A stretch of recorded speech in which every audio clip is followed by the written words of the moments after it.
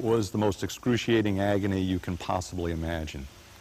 My first thought was, God, take me instead. Please take me instead.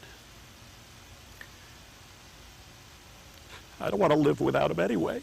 It's a parent's worst nightmare, heartbreaking news of the death of a child. I love you.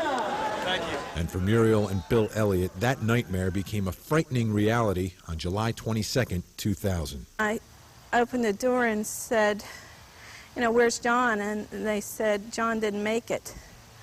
And just numbness comes over you, and all I could do was just scream. I heard a scream. I knew instantly what had happened. And my first thought was, my God, my son is dead. And my second thought was, how can we possibly live without John? But the Elliots were left with no other choice. They had to learn how to live without their only son, a 22-year-old recent Naval Academy graduate who lost his life when his car was struck by a drunk driver. I do remember the headlights coming toward us. I remember hearing the two cars collide together, and I do remember the airbag coming toward me, and then after that, I was out. The Elliots have channeled their grief into activism and are dedicating much of their lives to the cause of preventing future drunk driving tragedies.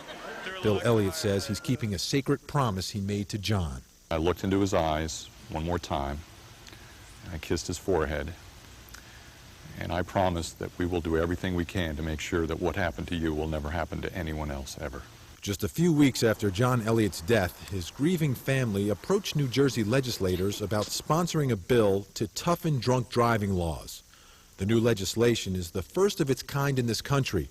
It requires police to impound the cars of those charged with DWI for a period of 12 hours and to issue responsibility warnings to those taking custody of the DWI offenders.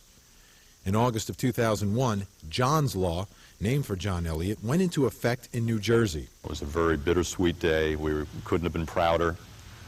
We couldn't have missed our son more, but we knew that that law was going to save lives, and we believe it has. The Elliots didn't stop with John's Law. They have also established the HERO campaign, promoting the role of designated drivers, and they have encouraged bars to cooperate. They also have a website and even fly banners over local beaches. John Elliott's sister recorded public service announcements promoting the cause. I'm Jennifer Elliott, and I lost my brother to a drunk driver. He was more than a brother, he was my best friend.